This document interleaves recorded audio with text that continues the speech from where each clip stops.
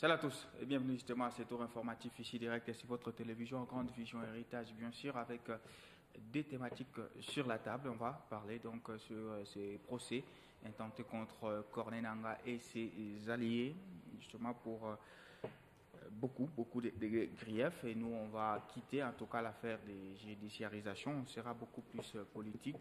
Cette démarche du gouvernement congolais est-elle persuasive ou efficace quand on regarde ce qui se passe sur les terrains? Et puis, en République démocratique du Congo, toujours, gouvernance, la République démocratique du Congo est-elle en manque des ressources humaines pour gérer ces ressources naturelles? C'est ça la grande question que nous allons relever. Comment lutter contre les détournements des deniers publics pour développer les pays? Pourquoi souvent, dans bien des cas, les sanctions ne suivent pas les dénonciations? Pour ceux qui suivent religieusement notre chaîne ou les différentes plateformes, les réseaux sociaux, on parle toujours de détournement des fonds. Beaucoup plus de dignitaires sont mis en cause, même s'ils sont encore présumés innocents, mais on a tendance à voir comme si les sanctions ne suivent pas ces différentes dénonciations. Voilà un tout petit peu les prérequis de ces numéros d'ici direct. Mesdames et messieurs, bienvenue à toutes et à tous.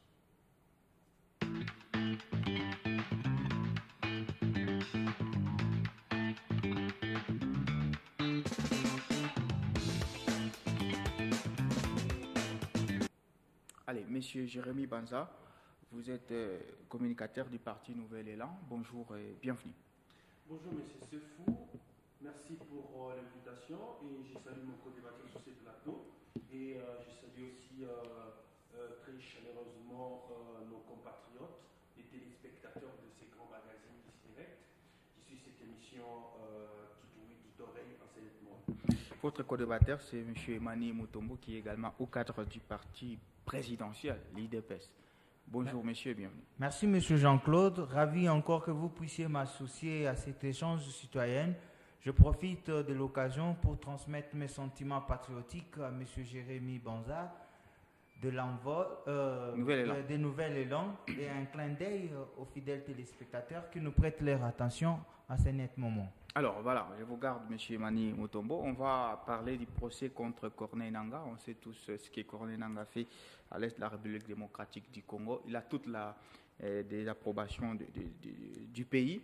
Voilà, on va quitter en tout cas judiciarisation et tout. Nous, on va être beaucoup plus politique et technique sur la démarche du gouvernement congolais. Est-ce que c'est une démarche, comme les gens le prétendent, persuasive, ou vous pensez que ce sera forcément une démarche efficace dans cette lutte contre l'agression rwandaise? Merci de l'occasion, mais comme chemin faisant le larron, je profite de cette occasion pour vous dire que ce qui se passe à l'Est, ça rend plusieurs Congolais dans la déception, et surtout de voir que c'est un compatriote pour qui la République démocratique du Congo a pu donner. Il est l'un des rares qui a eu à bénéficier, pas seulement au moment où il était président de la CENI, mais depuis 2006, Corneille Nangaa était dans l'équipe de la CENI, faisant le rôle de secrétaire exécutif. Ouais. Il a eu à bénéficier des contribuables congolais, à le voir aujourd'hui accepter de faire éplorer la nation congolaise, comploter contre la nation congolaise, ça nous rend tous perplexes et nous nous sentons éplorés. Mais parce que là, il est déjà là, ouais. Je me suis vu confus quand j'ai regardé la personne de Corneille Nangaa dans une église, acclamée par les fidèles, et a eu même l'occasion de prendre la parole devant ces fidèles. C'est ici que va se réaliser ce maxime de Martin Luther King qui dit que si un peuple ne sait pas réclamer ses droits et ses libertés, il n'est pas victime, mais il est tout simplement complice de son malheur. Donc vous allez voir que nos amis qui avaient pris le courage d'acclamer Corneille Nangaa à ce net moment ce sont des peuples qui sont complices. Pourquoi dirais-je ainsi? Mais attention, c'est surtout un peuple qui est assiégé, ça fait plusieurs années. Hein. J'arrive. Vous savez que la constitution congolaise donne le droit à tout Congolais, à son article 64, de barrer la route à tout Congolais ou tout individu qui se permettrait de chercher à prendre le pouvoir par la voie autre que démocratique. Ouais. Ce que Corneille Nangaa est en train de faire, il y a de nos mamans, de nos parents, il y a des nièces et des frères et sœurs qui sont en train de tomber par les actions de Corneille Nangaa. J'encourage le gouvernement congolais dans sa démarche parce que le gouvernement, en tant qu'exécutif, a le devoir de garantir la sécurité totale sur l'ensemble du territoire national. Donc, il était important que nous ne puissions pas laisser cet homme continuer à faire ses exactions sur la partie orientale de la République, mais que nous puissions l'interpeller, parce que demain ou le lendemain, quelqu'un brandirait ou parlerait devant un micro pour dire « Nous n'avons jamais vu quelqu'un interpeller Corneille Nangaa ». Ça veut dire que le gouvernement de la République démocratique du Congo serait également complice des actes que Corneille Nangaa est en train de poser dans la partie orientale de la République. Monsieur Jérémy Banza, la démarche du gouvernement congolais, pensez-vous qu'elle est efficace, qu'elle sera efficace compte tenu de ce qui se passe à l'est de la RDC? Merci, monsieur le journaliste, pour cette question. Avant peut-être que je ne réponde à cette question, je vais voir comment concilier avec les propos de mon compatriote sur ces plateaux de l'Union sacrée. C'est que demander à ces peuples-là pratiquement de territoire des Rutshuru, qui déjà ça fait plus de Bunagana, c'est plus d'une année, hein, Bunagana. Pratiquement que ces territoires, avec les quelques cités de ces territoires, ne font plus partir du territoire de la République démocratique du Congo, parce que assiégés par les rebelles, armés jusqu'aux dents, et demander à ces peuples-là de se soulever, de barrer la route contre ces aventuriers qui sont armés, que l'État congolais, le gouvernement congolais n'arrive pas à sécuriser ces paisibles citoyens. C'est demander beaucoup trop. Alors que ce qu'il faut ici c'est demander au gouvernement congolais plutôt de sécuriser le peuple ou la population qui se retrouve dans cette partie assiégée par les aventuriers de Corneille Nangaa et consorts. Déjà, cela fait allusion même au procès qui est organisé aujourd'hui. Est-ce que ce procès aura un issue ou pour quel objectif ce procès est organisé? Même lui-même, Corneille Nangaa sait que c'est du populisme. Même Corneille Nangaa sait que c'est une forme de distraction qui ne dit pas son nom.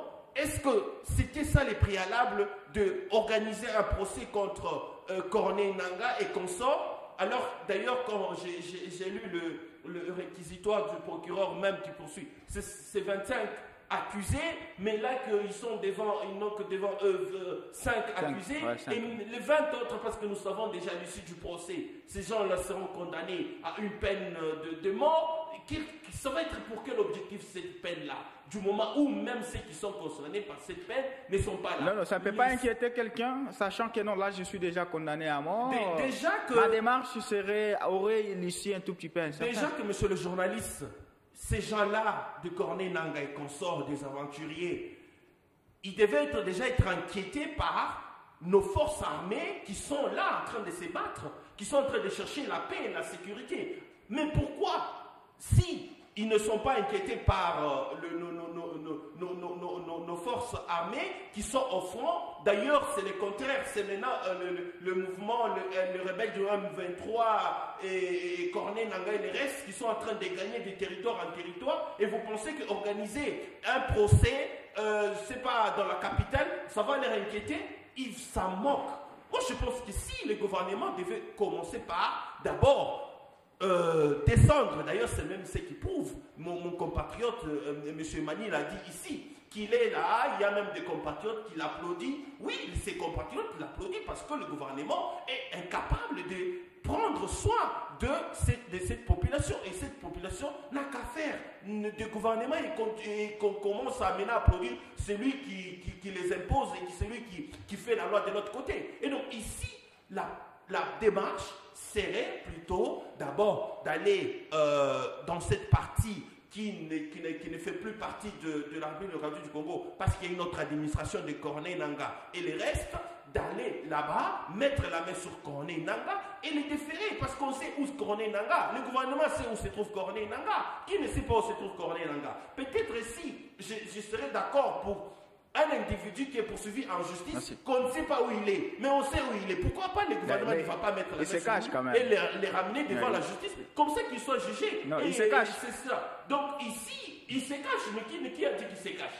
C'est l'armée congolaise avec le gouvernement congolais qui n'arrive pas à tout donner à nos forces armées pour amener à ce que les rebelles soient déboutés ou soient mis hors d'état de nuit et enfin arrêtés de déférer devant la justice. C'est ça la démarche. Parce que nous sommes en train de voir, ce n'est que du populisme.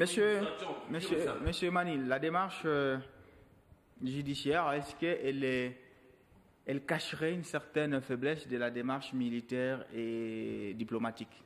Pas du tout. Il n'est pas déclaré que dès que la procédure judiciaire est ouverte, que les hostilités sur le terrain prennent fin, ça continue. Je voudrais ici dire à mon compatriote Jérémy que nous autres, nous sommes ici de l'école de la démocratie. Dès lors que vous n'avez pas de plaintes par rapport à quelqu'un qui a commis des forfaits chez vous, vous ne pouvez pas établir une sanction. Le ministre de la Justice ayant appris ces principes, il est venu à la secousse de la chose pour que M. Corneille Nangaa soit déféré, qu'il soit présent. Donc il présente aussi ses moyens de défense. Qu'il soit présent ou pas, oui. La justice congolaise va établir. Mais on sait tous les résultats de ces procès. Qui ne sait pas que l'armée congolaise est en train de poursuivre la personne de Corneille. Tout à fait. C'est évident que l'armée est à sa poursuite et l'homme connaissant, il est quelque part dans sa cachette. Et cela n'astreint pas que la justice, qu'une opération judiciaire soit engagée pour arriver à établir et condamner la personne pour les actes qu'il est en train de poser. Alors, ceci étant, nous attendons au moment opportun que nous puissions retrouver Corneille Nangaa. Ceci peut permettre, même demain ou après-demain, même si Corneille Nangaa arrivait à arrêter ses hostilités, mais il peut être privé de certains droits civiques qui peut permettre que les Congolais ne puissent pas se permettre de donner l'air de volume à une personne qui a fait verser le sang de plusieurs millions hier. Donc, nous encourageons la justice à poursuivre sa démarche pourvu que la personne soit inquiétée et militairement et juridiquement, et ça pourra peut-être amener plus vite ce que nous sommes en train de chercher. Alors, monsieur Jérémy Wanza, on suit à travers les médias sociaux comment il y a quand même certaines adhésions des Congolais à l'AFC de Corneille Nangaa. Est-ce qu'en faisant cette démarche-là, le gouvernement n'est-il pas en train de décourager aussi ces adhésions des jeunes à un mouvement insurrectionnel? Déjà que quand je regarde les infractions pour lesquelles il est poursuivi, notamment trahison à la République démocratique du Congo et insurrection et le reste, ce qui est tout à fait évident pour M. Corneille Nangaa qui hier a géré une grande institution de la démocratie et qui appuie la démocratie et se retrouve aujourd'hui prendre les armes contre son propre pays, où il a été même supporté aux frais de l'État pour avoir cette vie qu'il avait et aujourd'hui qui les permet même d'avoir des portes de se retrouver où il se retrouve. Alors, la démarche aujourd'hui de la justice, moi, à mon sens, serait de juger les quelques personnes qui ont été, les 5 personnes déjà qui sont devant la justice, et le reste, du moment où on va mettre la main sur et la procédure va déclencher. Maintenant, qu'en est-il des autres personnes, de nos compatriotes congolais, qui aujourd'hui nous ne savons pas piqués par quelle mouche et arrivent à rejoindre l'armée au fait, le mouvement insurrectionnel de Nanga? En fait, c'est des questions aujourd'hui que nous nous posons encore et encore. Et aujourd'hui, il est temps encore déjà pour faire ce que le président de la République qui en a la charge, parce que les personnes qui sont en train de rejoindre le mouvement insurrectionnel de Nanga ne sont pas des personnes de moindre dans ces pays. Bien que, vous vous rappelez, il y a une vidéo plus de 5 ou 10 minutes qui a circulé à la DENIAP, un monsieur qui était en train de citer, on dirait un paranoïaque, qui ne faisait que citer toute personne, Joseph Kabila, Olengankoy, et ainsi de suite, dont on n'a pas cité dans ces procès, heureusement ou malheureusement, ça dépend de quel côté on se retrouve. Et donc, au vu de ça, on se rend compte que le gouvernement jusque-là n'arrive pas à avoir les tacts, n'arrive pas à mettre les stratégies en place qu'il faut, afin que cette situation prenne fin une fois pour toutes. C'est ce beaucoup plus que nous attendons, c'est ce que le peuple congolais attend. Ce n'est pas le mascarade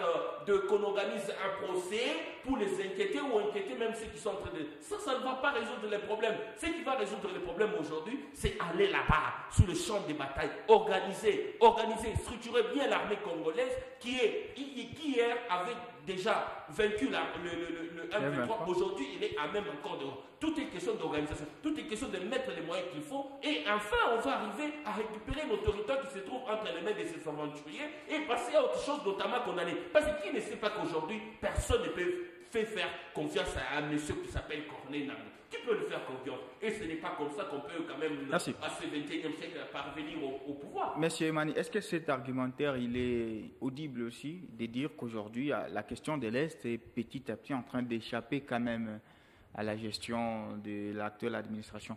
Parce qu'on est sur plusieurs fronts et on s'interroge sur l'efficacité de ces actions.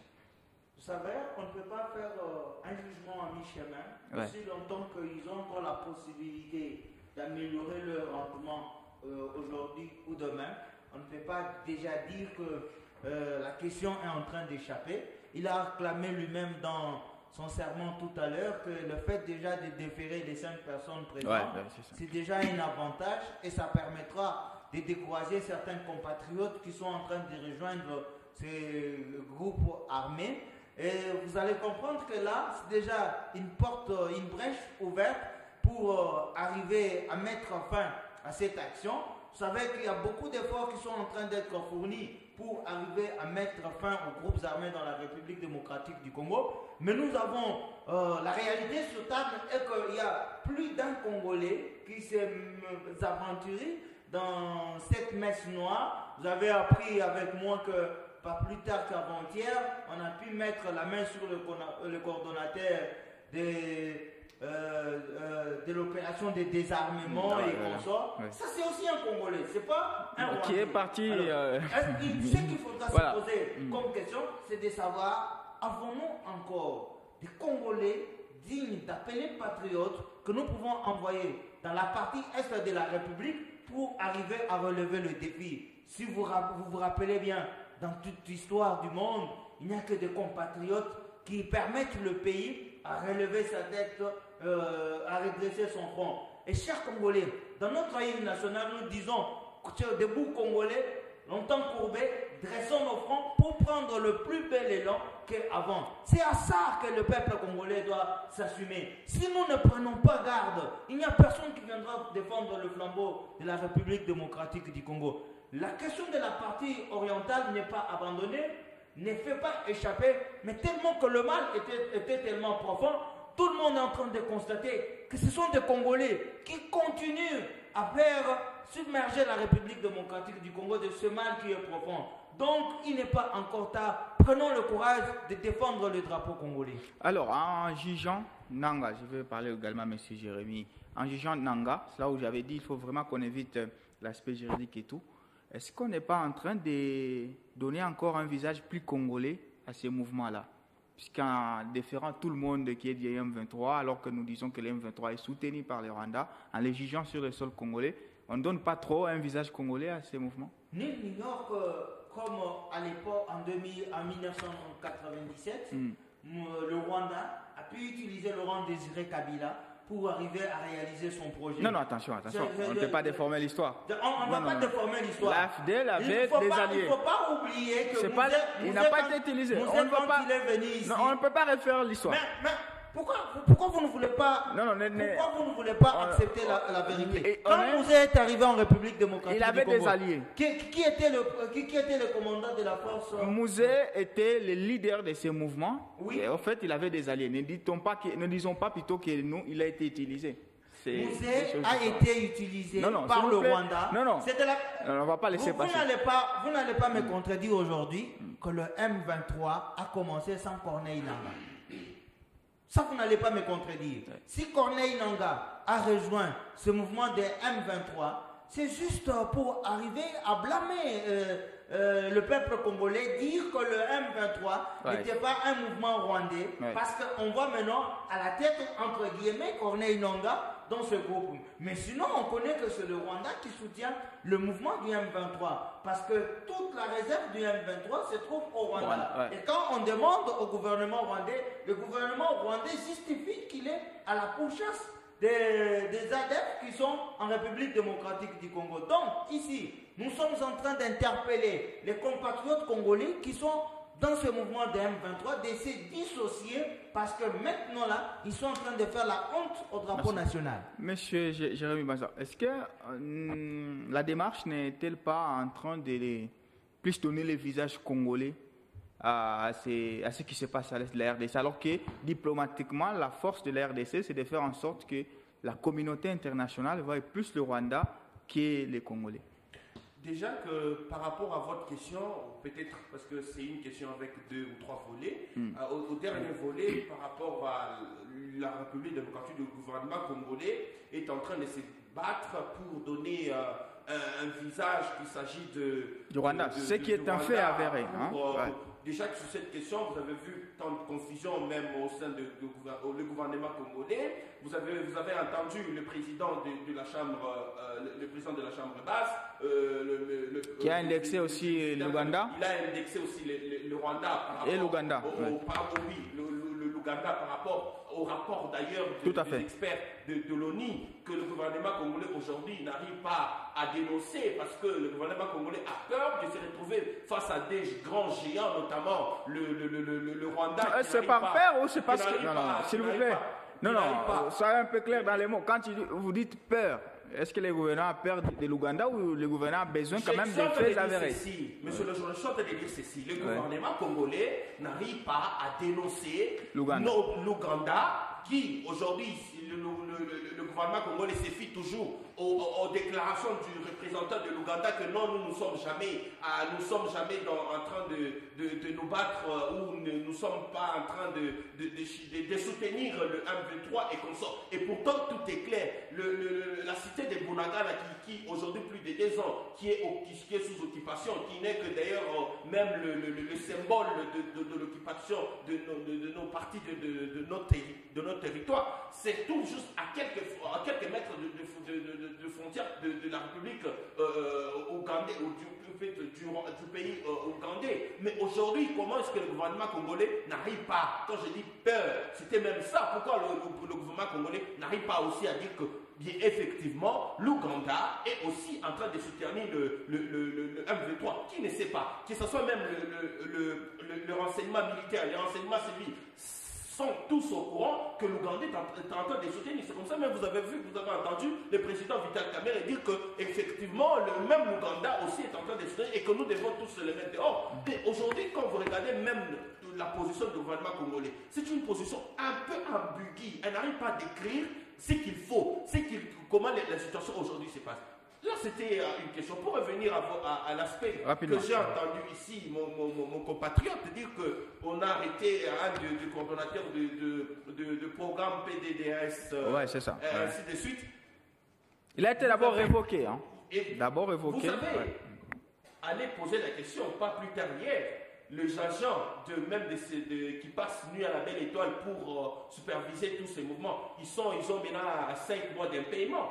vous avez suivi, vous êtes un journaliste d'investigation, vérifiez la situation. Donc, vous pensez qu'avec ce genre de conditions où on impose à des compatriotes congolais qui doivent s'occuper des questions si cruciales pour permettre à ce que toutes ces rébellions qui s'élèvent ici à droite que puissent être se désarmer et être insérés dans la société, mais ces agents qui doivent s'occuper, réfléchir, ils ne sont pas payés, alors qu'il y a des gens à Kinshasa qui sont en train de détourner des millions de dollars. Et donc, vous comprenez que dans ce gouvernement ne sait pas en tout cas comment manager les choses aujourd'hui. Les choses sont tellement confuses au point où le gouvernement congolais ne sait pas par où commencer ou par où terminer. Merci. Et la question que vous avez posée ici, c'est une question très importante en rapport avec la question notamment le fait que le gouvernement congolais fait son effort pour ne pas indexer ou ne pas donner une connotation congolaise plus au mouvement. Effectivement, aujourd'hui, le gouvernement, ça fait partie de son cheval de bataille. Mais ce qui est évident ici, c'est que la communauté internationale, sur qui le gouvernement congolais est en train de compter, la communauté internationale est en train de se foutre de nous. D'ailleurs, la communauté internationale qui joue, comme je l'ai toujours dit, au Saint-Pierre, pompier, en même temps au pyromane, qui d'ailleurs, ça fait partie même de leur business. Quand ils créent la guerre et ils fabriquent les armes et ils viennent vendre aux rebelles pour faire la guerre. Et aujourd'hui, je crois que le gouvernement congolais doit être beaucoup plus clairvoyant pour ne pas tomber dans les pièges de la communauté internationale. Merci. Est-ce que vous aviez une réaction avant de passer à l'autre thématique? Je n'ai aucune minute à apporter à ce qu'il venait de dire tout à l'heure. Tout ce qui est important est que le gouvernement congolais ne se fait pas complice de l'Ouganda. Nous avons un territoire national que nous sommes appelés à sauvegarder. Merci. Alors, on va parler de la gouvernance en République démocratique du Congo. Et la question centrale, c'est par rapport au constat, justement. Est-ce que la RDC est en manque de ressources humaines pour gérer ces ressources naturelles? On entend de partout, en tout cas, quelques dignitaires, quelques gestionnaires être remis en cause par leur gestion, justement à cause des détournements et tout. Alors, comment lutter contre le détournement des deniers publics pour faire développer notre pays? Pourquoi souvent, dans bien des cas, les sanctions ne suivent pas, en tout cas, les dénonciations? Alors, monsieur Emmanuel Mutombo, je rappelle que vous êtes au cadre du parti IDPS, parti présidentiel. Est-ce que déjà la phrase charnière est-elle exacte? La RDC est-elle en manque des ressources humaines pour gérer nos ressources naturelles? Les ressources humaines ne manquent pas. Parce que si les ressources humaines manquaient, on n'arriverait pas à la dénonciation. Je crois que depuis le président Kabila, nous avons connu un éminent professeur à la personne d'Emmanuel Bambulesa qui a ouvert l'opération Tolérance Zéro. Et au bout de cette opération, il est arrivé quand même qu'il présente combien de milliards de dollars la République démocratique du Congo arrivait à perdre.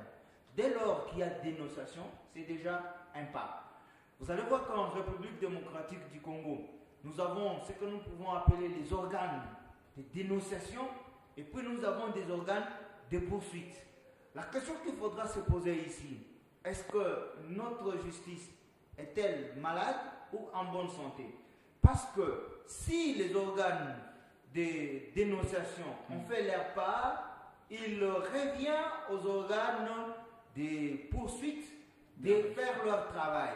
Et c'est là que le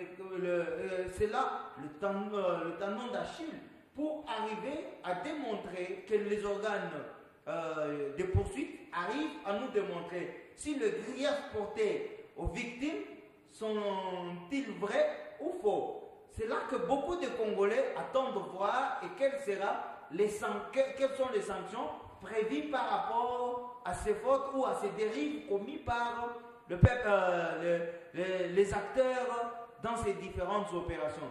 Dès lors que la justice ne permet pas à la population congolaise de constater qu'elle a fait réellement le travail, c'est à ça que nous attendons ce devoir de rendre compte, que la justice nous demande si il y avait, la justice est arrivée à innocenter l'accusé d'hier, où la personne est arrivée à coopérer avec la justice, c'est là où le feedback manque et que le commun des mortels embrasse la chose pour dire qu'il y a insuffisance de ressources humaines. On ne pourrait pas parler d'insuffisance à ce niveau-là, mais que la justice aide la population. C'est peut-être qu'il faudra rectifier certaines manœuvres. S'il n'était pas permis à la justice qu'après avoir fait un procès, que la justice puisse arriver à faire le dernier compte rendu de ce procès, là, la population congolaise s'est mise à réclamer qu'on nous amène au bout de la poursuite. Voilà, Monsieur Jérémy Banza, est-ce qu'on est en manque de ressources humaines dans ce pays?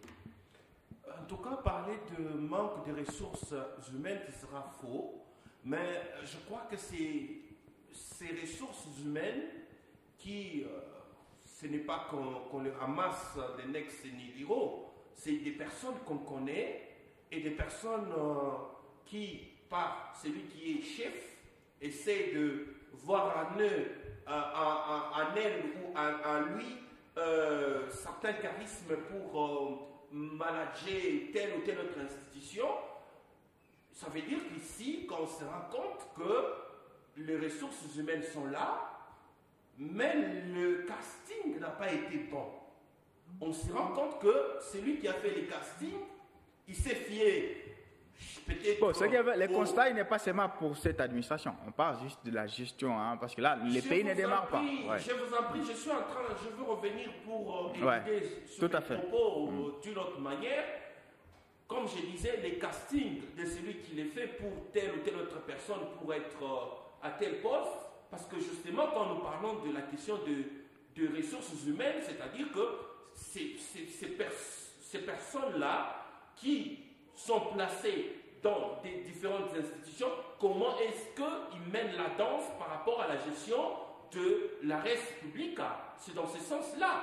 Voir est-ce que ces personnes-là sont-elles à même de donner ce qu'il faut pour que l'intérêt général soit atteint. C'est même ça l'objectif des ressources humaines aujourd'hui. Parce que quand on parle des questions des ressources humaines, ce n'est pas que comme des personnes qui tombent du ciel, c'est des personnes qui, on regarde à la personne de M. Emani, on sent qu'il est bon, il peut manager tel ou tel autre secteur, on met la question de la personne qu'il faut à la place qu'il faut, n'est pas démise dans ces gouvernements, malheureusement. C'est comme ça que quand on essaie de répertorier, depuis le début, on va même les raccorder, aujourd'hui et même le premier quinquennat, faisons la sommation, ça fait plus de... nous sommes pratiquement dans la sixième année.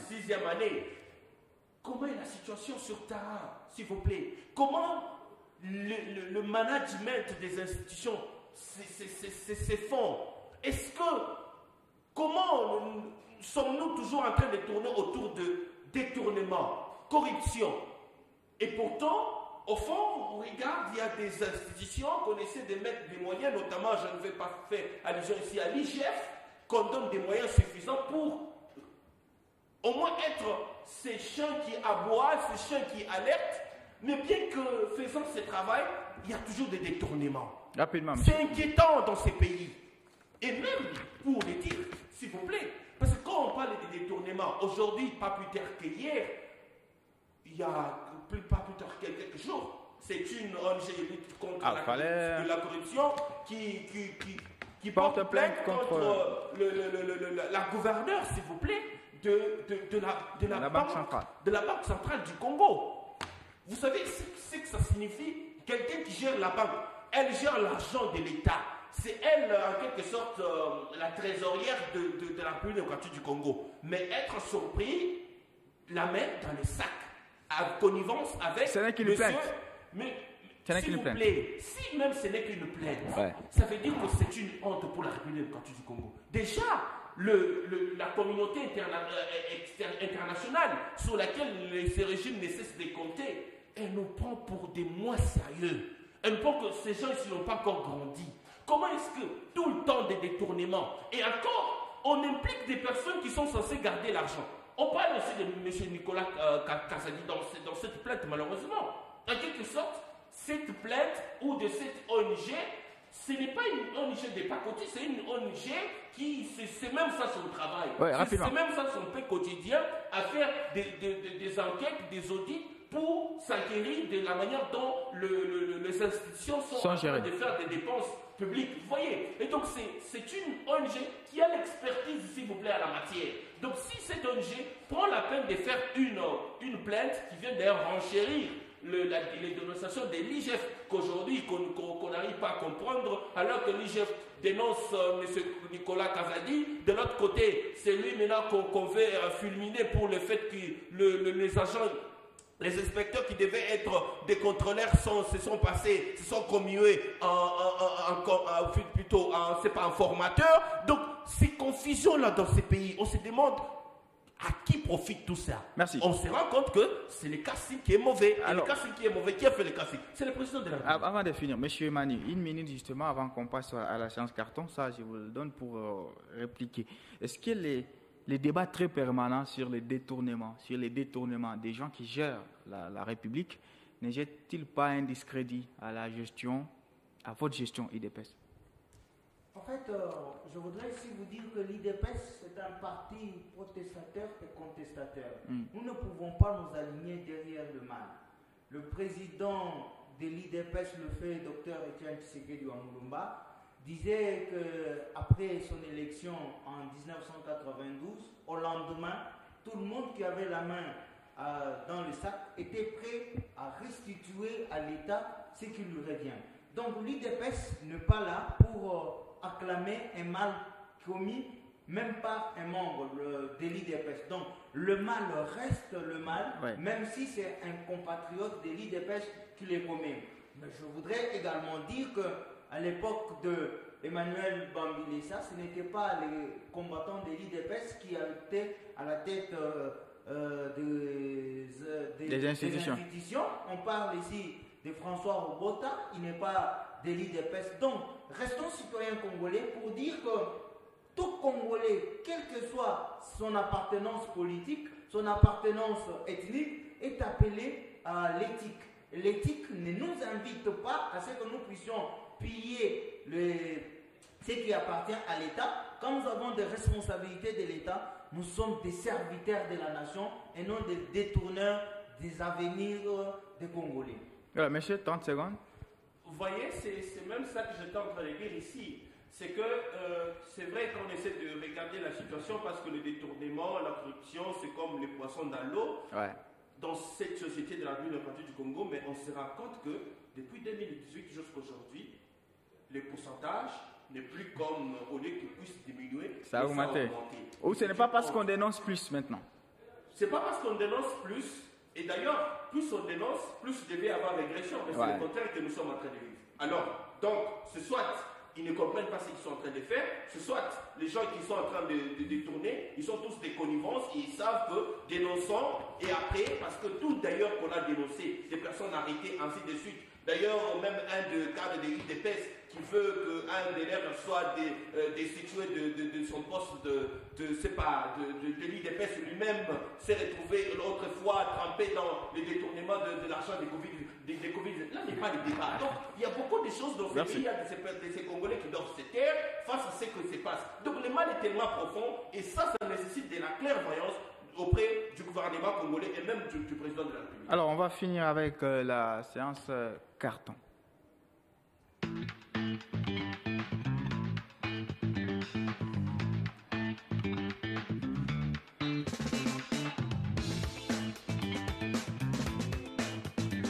Alors, M. Mani Mutombo, quel est votre carton d'aujourd'hui et vous l'adressez à qui?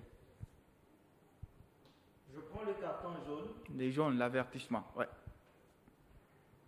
Ce carton jaune, je le brandis à toute l'équipe de l'exécutif, que ce soit provincial ou national, par le fait qu'ils ont un devoir. Déjà, ils sont en exercice. Le peuple congolais attend beaucoup d'eux. Ils ne doivent pas dormir. Voilà. Merci. Monsieur Jérémy Banza, votre carton. Je prends le carton vert. L'encouragement, ok. J'encourage aujourd'hui encore nos compatriotes, particulièrement ceux de l'Est, qui sont en train de croupir dans cette insécurité qui ne dit pas son nom, et aussi nos compatriotes de partout ailleurs qui, malgré la misère, elles tiennent debout, malgré que le gouvernement traîne les pas, ça fait maintenant plus de 100 jours que nous n'avons pas vu de résultats, la situation reste inchangée. On est déjà à 100 jours, non? Non, je crois pas. Oui, le gouvernement souminois, c'est depuis le 10 juillet qu'elle a totalisé 100 jours. Aujourd'hui, nous sommes le 24. Donc, on va vérifier. Hein. Si on est au-delà des 100 jours, normalement, on devait avoir un bilan des 100 jours. La situation sur le terrain reste inchangeante. Et c'est une honte. Et nous appelons, au-delà des séminaires organisés par le gouvernement, que ça soit transformé en réalité. Il ne faut pas qu'on se limite seulement à ces folklore que nous voyons avec le ministre de la Justice, mais que nous voulons des résultats, que les Congolais changent. Alors, merci. Tout à l'heure, tu as acclamé l'action de déférer les complices de Corneille Nangaa. Comment tu peux appeler ça folklore? Des folklore, quand même patriotique, tu ne peux pas dire ça va toucher la réalité quand il faut laisser d'abord que le gouvernement, que l'équipe fasse son travail. Tu ne peux pas dire quelque chose de son contraire. C'est ceux qui sont déjà à l'œuvre, mon frère. Merci à vous, merci. Dans 4 minutes ou 6 minutes, ma montre faisant foi, vous allez suivre la grande édition du journal. Il sera 18h à Goma. Non, 19h à Goma, 18h à Kinshasa, bien sûr. Alors, au revoir et à la prochaine.